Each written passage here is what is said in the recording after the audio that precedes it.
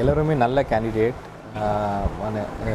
அவர்கள் நம்பும் சித்தாந்தம் மற்றும் கட்சிக்கு அவர்கள் சரியாக அவர்கள் ஒரு போட்டியிடும் ஒரு நிலைமையில் இருக்காங்க. முதல்ல ஒரு டெமோக்ராட்டிக் ப்ராசஸோடைய ஒரு முதல் அடித்தளமே நம்ம எல்லோரும் ஒரே பயணத்தில் தான் இருக்கிறோம் என்ற விஷயத்தை நம்புவது தான். அதன்படியாக என்னுடைய சக காம்படிட்டர்ஸ் யார் இருக்காங்க, அவங்க பாஜகவை சேர்ந்த தோழரும் சரி, மதிமுகவை சேர்ந்த தோழரும் சரி, மிகவும் நல்ல ஒரு கேண்டிடேட் தான் நான் பார்க்குறேன். அதுதான் நான் நினைக்கிறேன். நன்றி. திரு நல்லதம்பி அவர்கள், நீங்களும் பகிர்ந்துக்கோங்க. உங்களை எதிர்த்து களத்தில் போட்டியிடக்கூடிய இருவர் பற்றி ஒரு நல்ல விஷயம், ஒரு வாழ்த்து சொல்லணும்னு என்ன சொல்வீங்க? அதாவது இந்த திருவள்ளூர் தனி தொகுதியில் 3 பெரிய கட்சிகளும் போட்டியிடுறோம். எல்லோரும் ஒரு லட்சியத்துக்காக போட்டியிடுறோம். அனைத்து வேட்பாளர்களும் ஒரு லட்சியத்தை நோக்கி பயணிக்கிறோம் என்பதை இந்த நேரத்தில் தெரிவித்துக் கொள்கிறேன். அதான். நன்றி. நன்றி. திரு பொன் பாலகணபதி அவர்கள், நீங்கள் அவங்க இருவருக்கும் சொல்லக்கூடிய ஒரு வாழ்த்து செய்தி அப்படின்னா என்ன?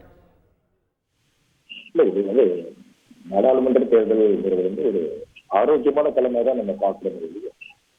எந்தவித வெறுப்புமே எதுவுமே கிடையாது.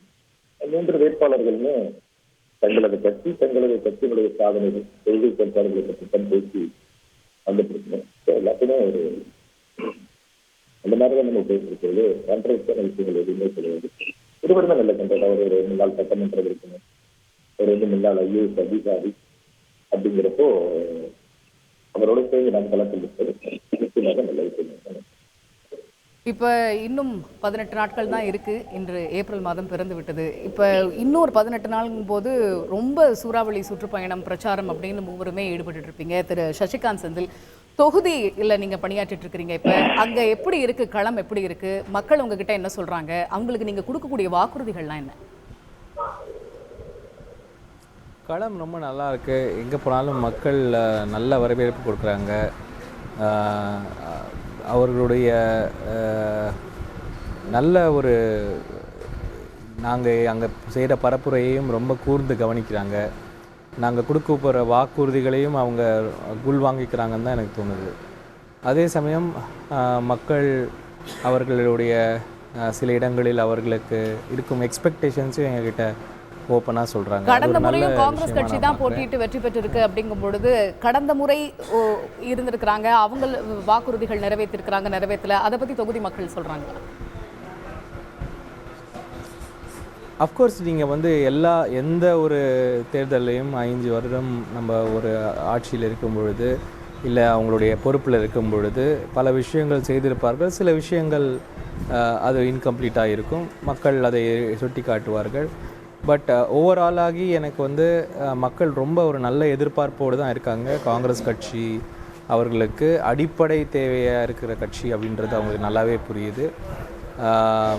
அந்த லாங் பெயிண்டிங், சில விஷயங்களெல்லாம் ரொம்ப லாங் பெயிண்டிங்காக இருக்கக்கூடிய பாலிசி மேட்டர்ஸ் எல்லாம் அவங்க எடுத்து வைக்கிறாங்க. அது எல்லாத்தையுமே சரி செய்யும் உத்தரவாதத்தை நான் அவங்களுக்கு கொடுக்குறேன். திரு நல்லதம்பி, உங்களை பொறுத்த வரைக்கும் களத்தில் ரொம்ப நேரம் பணியாற்றிட்டு இருக்கிறீங்க. தொடர்ந்து உங்களுடைய அதிமுகவுடைய கோட்டை அப்படிங்கிற மாதிரியான விஷயங்களையும் களத்தில் நீங்கள் தொடர்ந்து பதிவு செஞ்சுட்டு இருக்கிறீங்க. களம் உங்களுக்கு எப்படி இருக்குன்னு நினைக்கிறீங்க? போட்டி எப்படி இருக்குன்னு நினைக்கிறீங்க? போட்டி எப்படி இருந்தாலும் அதை நாங்கள் சந்திக்க தயாராக இருக்கிறோம் மேடம். அதே நேரத்தில் களம் மிக சிறப்பாக இருக்கிறது. எங்களுக்கான வெற்றி களம் தான் அது.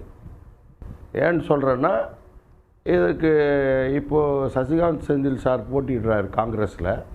இதற்கு முன்னால் போட்டியிட்டு வெற்றி பெற்ற திரு ஜெயக்குமார் அவர்கள் 5 ஆண்டுகள் இருந்தார். அவர் சரிவர மக்கள் பணி செய்யலை. அவர் இந்த திருவள்ளூர் தனி தொகுதி பக்கமே பார்க்கல, நாங்கள் அவரை காணவில்லைன்னு தான் சொல்கிறாங்க. அவர் மீண்டும் கூட காங்கிரஸ் கட்சி மூலமாக மீண்டும் தொகுதியில் கூட சீட்டு கேட்டிருக்காரு. அவர் சிறப்பான பணி செய்திருந்தால் அவருக்கு மீண்டும் கொடுத்துருப்பாங்க. எங்களிடம் நாங்கள் அதிமுக தேமுதிக பல்வேறு கட்சியினோட கூட்டணியோடு போய் வாக்கு சேகரிக்க செல்லும் போதெல்லாம் தொகுதி முழுவதும் உள்ள மக்கள் என்ன குறைகளை சொல்கிறாங்கன்னா, எங்கள் 1984 பழவேற்காடில் இருக்க ஆரம்பாக்கத்துலேருந்து பழவேற்காடு அந்த அந்த அந்த ஏரி வந்து 2வது இந்தியாவிலேயே வந்து மிகப்பெரிய ஏரி அது. முகத்துவாரம் வந்து இதுவரை தூர்வாரப்படவில்லை. மீனவ மக்கள் வந்து ரொம்ப அவதிக்குள்ளாக இருக்காங்க. அதே மாதிரி வந்து பூண்டி ஏரி நீர்த்தேக்கம், புழல் ஏரி நீர்த்தேக்கம்லாம் தூர்வாரப்பட்டதாக சொல்றாங்க. ஆனால் தூர்வாரப்படலை. சரி, அப்ப மக்களுக்கு நீங்க கொடுக்கக்கூடிய வாக்குறுதிகள் என்ன? இப்ப இவ்வளவு குற்றச்சாட்டுகள் அவங்க தொடர்ந்து வைக்கிறாங்கன்னு சொல்றாங்க. நீங்க என்ன வாக்குறுதிகள்? நாங்கள் கொடுக்கக்கூடிய வாக்குறுதிகள்னா, எங்களுக்கு வாய்ப்பளித்து மக்கள் வெற்றி பெறும் பட்சத்தில் நாங்கள் அந்த மக்களுக்கு உண்டான அடிப்படை தேவைகளை அனைத்து பிரச்சனைகளை முன்னெடுத்து மக்களுக்கு செய்து தருவோம் என்று தான் இந்த நேரத்தில் வாக்குறுதியை நாங்கள் கொடுத்துருக்கோம். திரு பாலகணபதி, ஒரு பக்கம் காங்கிரஸ் ஏற்கனவே போட்டி போட்டு இப்போ மீண்டும் காங்கிரஸ் கட்சி 2019 போட்டி போட்டு இப்போ 2024 காங்கிரஸ் கட்சி போட்டியிட இருக்கிறது. இன்னொரு பக்கம் அதிமுகவுடைய கோட்டை அப்படின்னு சொல்லிட்டு இருக்காங்க. பாரதிய ஜனதா கட்சிக்கு களம் எப்படி இருக்கிறது திருவள்ளூரை பொறுத்த வரைக்கும்? தேர்தல் அறிவிப்பதற்கு பின்பாகவே பாரதிய ஜனதா கட்சி களம் மாறி இருக்கிறது வந்து மக்கள் எல்லாத்துக்குமே நல்லா தெரியும். எல்லாருமே இந்த விஷயத்துல நிறைய இருக்குது. நான் ரொம்ப நன்றியை தெரிவிக்கிறேன். ஏன்னா அவரே கடந்த பாராளுமன்ற உறுப்பினர் வந்து எதுவுமே செய்யலாம் நிறைய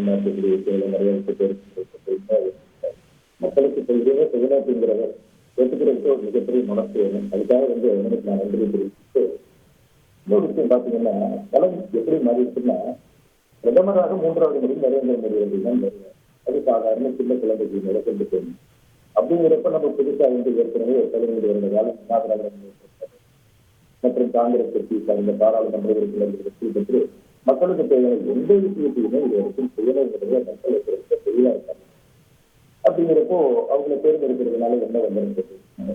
ஒரு நன்மை வராது. இதே காலகட்டத்தில் நரேந்திர மோடியுடன் அந்த அறிமுகம் இருக்கக்கூடிய மத்திய அமைச்சர்கள் தொடர்பு இருக்கக்கூடிய பாராளுமன்ற கண்டிப்பா மக்களோட கோரிக்கைகள் எல்லாம் நிறைவேற்றும் அப்படிங்கிறது விதமான நம்பிக்கை மக்கள் மனத்தில் இருக்கிறது. பிரச்சாரத்தில் செல்லும்போது கூட நாம பார்க்கும் பொழுது 10 பேரை நம்ம பார்க்கிறோம் அப்படிங்கிற பட்சத்தில் ஒரு 6 நபர்கள் குறைந்ததுக்கும் தன்னுடைய ஆதரவை வந்து நல்ல முகமலர்ச்சியோட தெரிவிக்கிறது வந்து பார்த்தாலே நம்பிக்கை.